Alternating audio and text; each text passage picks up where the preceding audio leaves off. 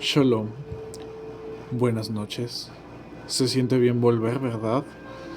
Bueno, han pasado cosas muy feas mientras no estaba, pero así es la vida, así es el mundo real, de horrible, pero bueno, sobrevivir es lo que nos hace seres vivos y he sobrevivido a todo lo malo.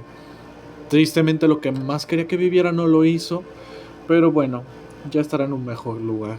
Por eso quizá la música que puse. Pero ¿qué nos trae aquí? Este fue el video más votado de la encuesta que hice hace un mes. Y no lo he podido hacer porque he estado teniendo una racha de muy malos eventos, así como también tuve problemas de inspiración. He intentado varias veces grabar este video y simplemente mi conciencia no estaba en condiciones para hacerlo. Intenté hacer un guión, pero yo no soy muy fanático de los guiones. Uno podría pensar que soy alguna especie de vendehumos, pero simplemente la esencia de este canal es que yo me siento y empiezo a hablarle al micrófono todas las cosas que pienso, afirmo y sostengo. Y en este caso es una reflexión bastante dura y es ¿por qué no soy Nafo? Alguien que no esté muy metido en estos asuntos podría preguntarse, ¿qué es NAFO? NAFO es una organización informal, que bueno, de informal no tiene nada, que se dedica a defender a los intereses de la OTAN por internet a través de memes, que más que memes son propaganda, y esto se hace más que nada por redes sociales, de las cuales yo no tengo, o bueno, no sé si contar YouTube como una, pero ¿qué caracteriza a los nafos? El por qué no soy nafo, y es porque yo no soy un vendido. La mayoría de nafos o creadores de contenido nafos lo hacen por intereses políticos o económicos, porque se les da dinero para que hablen bien de la OTAN.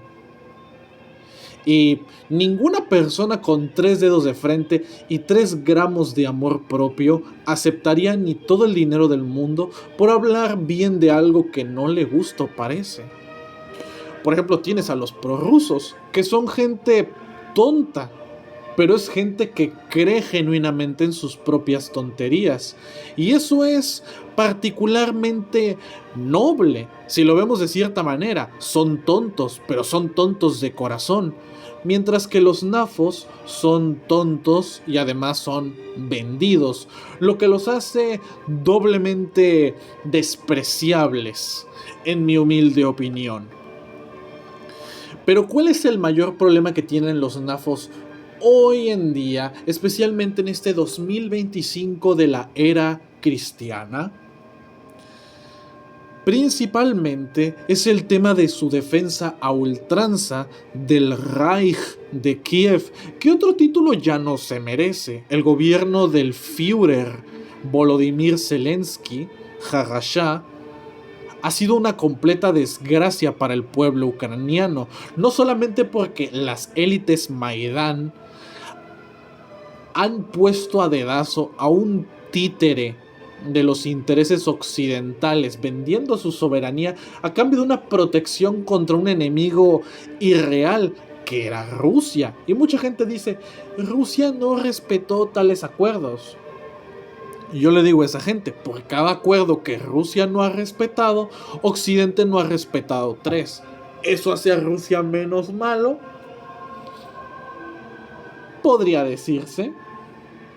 Rusia sigue siendo el malo al incumplir ciertas normas. No voy a caer en las tonterías de los prorrusos para decir que los rusos vienen a liberar a Ucrania de... Los intereses rusos simplemente no coinciden con los intereses ucranianos. Pero una cosa es tener un choque de intereses y otra cosa es vender tu soberanía y convertirte en un dictador que se ha cargado a un porcentaje considerable de tu población masculina y joven por una guerra que realmente jamás fue tuya y que ni siquiera naciste. en la época en la que esta fricción comenzó.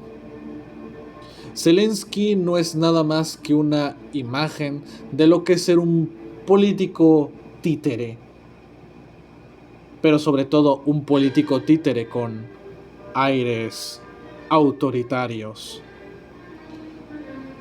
Es gracioso cómo la propaganda NAFO de canales amarillistas como Gemitu o basura vendida como el canal Trufault, o ya ni hablemos del Joseph Goebbels de Kiev, que es Mundo Andri, no sé si se pronuncia así, tampoco me interesa, que han constantemente mentido y bombardeado el internet de falsedades, como por ejemplo Trufault al decir que el T-64 era un mal tanque, o Gemitu al decir que Rusia ha perdido 1500 tanques, cuando a esas alturas del conflicto Rusia apenas había desplegado 700 tanques en todo el frente de combate. Estamos hablando de inicios de la operación militar especial llevada a cabo por Rusia con el fin de desmilitarizar a Ucrania y convertir a Ucrania en una especie de tapón o una especie de zona de confort donde los intereses rusos no se sientan tan amenazados por la influencia occidental. A Rusia le salió el tiro por la culata porque varios países se han unido formalmente a la OTAN. Pero ¿qué ha sido la OTAN realmente desde la Guerra Fría? Un completo desastre. No solamente porque la OTAN no tiene un armamento estandarizado, como sí lo hizo la Unión Soviética, aunque haya sido por la fuerza, el armamento estaba estandarizado. Todos usaban las mismas armas, los mismos tanques, los mismos aviones, las mismas piezas. Tenían otro idioma, unos en polaco, otros en checo, otros en ucraniano, otros en ruso, otros en kazajo. Pero en sí tenían todas las mismas armas. Y por el otro lado de la OTAN, ¿qué tienes? Challengers, que es un tanque que no ha servido para nada en la operación militar especial. El Leopard, que ha demostrado verse bonito en los ejercicios de fuego, pero ha sido completamente inútil a la hora de repeler las ofensivas rusas o a la hora de adentrarse en territorio ruso en esta famosa pseudo blitzkrieg de Kursk, que terminó igual que la Kursk de la Segunda Guerra Mundial, con los ucranianos retrocediendo desorganizadamente y los rusos avanzando sin control por parte del bando enemigo. Y del otro lado tienes los Abrams, que les han dado las versiones más malas, las versiones más inútiles, porque obviamente Estados Unidos no va a sacar sus juguetitos nuevos y bien cuidaditos a un país que desde el primer minuto que tuvo la grandiosa idea, hablando sarcásticamente, de declararle la guerra a Rusia. Y uno podría decir, pero Rusia no ha vencido a Ucrania en lo que llevamos de 2025 y el conflicto lleva desde 2022. Porque la intención de Rusia no es destruir a Ucrania, no es avanzar hasta Berlín como en el 45. La intención de los rusos es desarmar a Ucrania y lo han logrado mediante ofensivas, mediante sabotaje, mediante ataques de precisión que posiblemente no sean tan precisos como los israelíes, pero los rusos han aprendido un poco y lo han estado haciendo en ciertas ciudades, como por ejemplo la planta bolchevique, en la que los ucranianos guardaron materiales explosivos y armamento rodeados de edificaciones civiles. O por ejemplo el bombardeo que un Sukhoi 34 realizó hacia un edificio de gobierno en el este de Ucrania con una FAV-3000. ¿Dónde estaban los NAFOs para hablar de esta tragedia? Muy simple. Los medios ucranianos no quieren hablarte de ello. Y hay medios ucranianos de la propia Ucrania que constantemente intentan hacerle creer a los que estamos fuera de las trincheras y del combate que todo está bien. Y esto me recuerda bastante a lo que decía el Deutsche Wochenschau, que era el noticiero de la Alemania del pintor austriaco, y que constantemente le decía a los alemanes: no se preocupen, estamos venciendo a los rusos, nos está costando un poquito, pero nuestra superioridad racial y armamentística nos permitirá vencer a los comunistas. ¿Y qué pasó? Los rusos y los aliados occidentales estaban pisando suelo alemán a inicios del 45, y lo mismo le está pasando a Ucrania ahora mismo. Kiev está siendo completamente profanada, destruida, atacada a bombazos. Y los Patriot y otros sistemas no han sido capaces de detener ni el 10% de los ataques que han recibido desde abril, si mi memoria no falla, de este mismo año. ¿Qué es lo que está intentando Rusia? Mi teoría personal, que no está basada en ninguna observación hecha por expertos como Sarsovs o el periodismo excelente de Patrick Lancaster, que son canales que recomiendo: Diario de Guerra de Sarsovs y Patrick Lancaster, que es un periodista independiente americano que se dedica a viajar por las zonas de guerra: Gaza, Ucrania, la India, Pakistán y otras regiones, y se dedica a documentarlo todo de primera mano. De hecho, incluso los propios ucranianos le pusieron precio a su cabeza. Pero sin duda lo que más me molesta de esto son los aplaudidores de el Führer Zelensky.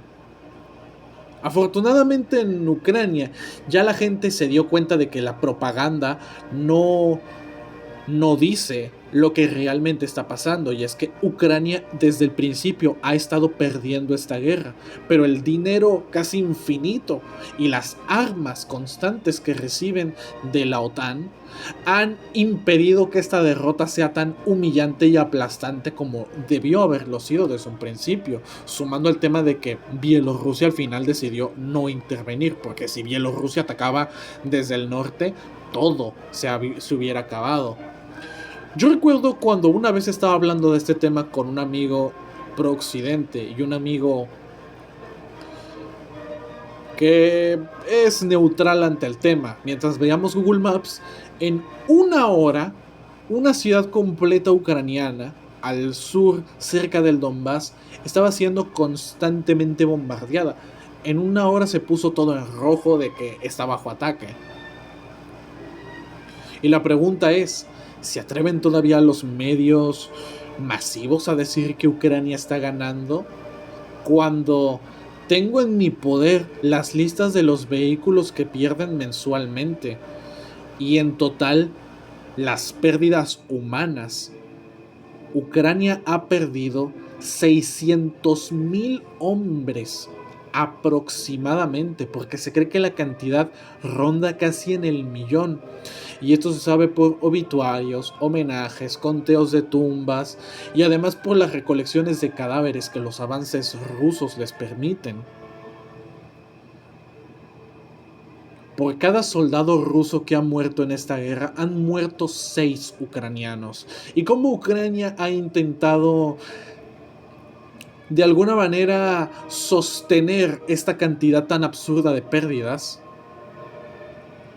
mediante los drones. Al principio funcionaron, pero después los rusos se las ingeniaron para darse cuenta de que los drones no eran realmente una amenaza, y que incluso hasta con una escopeta con munición para pájaros podías tirar un dron.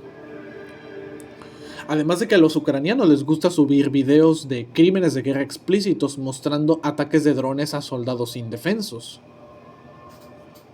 ¿Dónde está Derechos Humanos, Amnistía Internacional, mientras le piden a Israel que deje de atacar al terrorismo de Hamas? Callan completamente ante las atrocidades que comete el Reich de Kiev. Muestra sin duda la hipocresía enorme que hay en Occidente. Pero sin duda lo peor que puede pasar para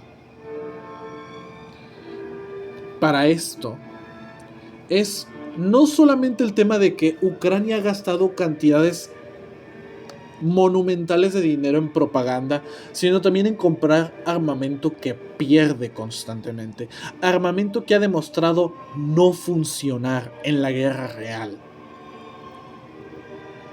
El armamento que la Unión Europea le ha brindado a Ucrania ha sido menos que inservible, ha sido completamente de adorno, y ya ni siquiera de adorno, ni para fotografías. Al medio, Unite 24, que es el Deutsche Wochenschau ucraniano, le gusta mucho mostrar ataques a cosas rusas, pero les gusta bastante tapar todas las monumentales pérdidas, como por ejemplo la vez que un helicóptero ruso Mi-28 destruyó toda una instalación de operación de drones. Pero también algo que mucha gente omite es el trato inhumano que los mercenarios han recibido por parte de los ucranianos. Los ucranianos han engañado y han incluso metido gamers inexpertos completamente en combate en su guerra absurda contra Rusia, que es una guerra absurda y sin propósito. Y Rusia, humanamente aplicando las leyes de guerra, ha dicho: cada mercenario que te capture, me lo voy a quebrar porque no son soldados tuyos. Ucrania trata de disfrazarlos de voluntarios, pero no son voluntarios porque no son miembros regulares del ejército, son mercenarios extranjeros. Y que además ellos mismos se lo dicen a las tropas rusas cuando son capturados por estas. Pero algo también que me gustaría añadir, que considero bastante curioso, es el tema de cómo la gente ha callado completamente ante el secuestro por parte de la extrema derecha al pueblo ucraniano, como los nazis, que otra palabra no se merecen, han secuestrado al país y han llevado a su destrucción absoluta, económica, espiritual, cultural y armamentística. Hasta el punto de que no solamente persiguen violentamente a la Iglesia Ortodoxa, tachándola de espías rusos, sino que también se han encargado de hacer mofa de las levas forzosas, que en lo que vamos de año ya van decenas, y Rusia no ha tenido que hacer ninguna. Y esto se sabe por algo muy simple. Rusia aplica una doctrina que se lleva usando desde el siglo XVIII, y quienes hicieron famosa esta doctrina fueron los prusianos, y es usar a tu población carcelaria como soldados. En vez de matar a valiosos civiles, como lo hace Ucrania, usa a la escoria de la sociedad de tu país para que mueran por ti y por tus valiosos civiles. Sumando el tema de que esta guerra le ha dado mucho trabajo a gente en Rusia. Producir municiones, tanques, aviones. Rusia, en lo que llevamos de operación militar especial, ha producido 3 veces más armamento que toda la OTAN, incluyendo Estados Unidos junta. Y esto se podría comparar con la Segunda Guerra Mundial, donde la Unión Soviética produjo 7 veces más armamento que todo el eje junto. Y solamente el doble o hasta el triple que los aliados occidentales, porque los aliados occidentales sí produjeron muchas cosas. Y además el tema del préstamo y arriendo, que canales como Gemitu, que es un mercenario de estos intereses apátridas y horribles, trata de decir que fue vital para la victoria soviética, cuando el Lend-Lease no equivaló ni al 4% del gasto de guerra. y a la hora de batallas críticas como Moscú no equivalió ni al 2% del esfuerzo de guerra. No estoy demeritando el Enlist, pero decir que fue vital es mentir más que exagerar. Y en el caso de Trufault, decir que el motor del T-64 es basura, o pasar de decir que el BMP-3 es un buen tanque a decir que es basura, no me parece muy congruente. O reírse de la ausencia de los T-14 Armata, cuando Rusia ha dicho 1 trillón de veces que los T-14 no van a ser desplegados en el frente de combate para que no caigan en manos occidentales. Porque a diferencia de la OTAN, que siempre trata de venderte todo como indetectable, indestructible, a prueba de todo, los rusos son conscientes de que las armas tienen límites, tienen carencias y virtudes. Y eso es lo que ha hecho el armamento soviético ser muy superior al armamento occidental. Y como último punto, ya para no hacer este video tan largo, solo quiero decir que no soy nafo porque no soy un vendido, y no soy prorruso porque no soy subnormal. Como socialista, uno no puede estar a favor de los intereses imperialistas de Rusia, y mucho menos de los intereses globalistas y capitalistas salvajes de Occidente. Uno siempre debe velar por el bienestar de los ciudadanos de ambos países, y sobre todo que la clase obrera se emancipe y detenga estos conflictos mediante la revolución o mediante la reforma. Sin nada más que decir, me retiro, pero un aviso parroquial antes de irme que me acabo de acordar, y es que se viene un podcast con un canal de YouTube muy interesante con el que somos prácticamente antagónicos ideológicos, pero les va a encantar, créanme. Ahora sí, buenas noches, y el viernes se viene otro video.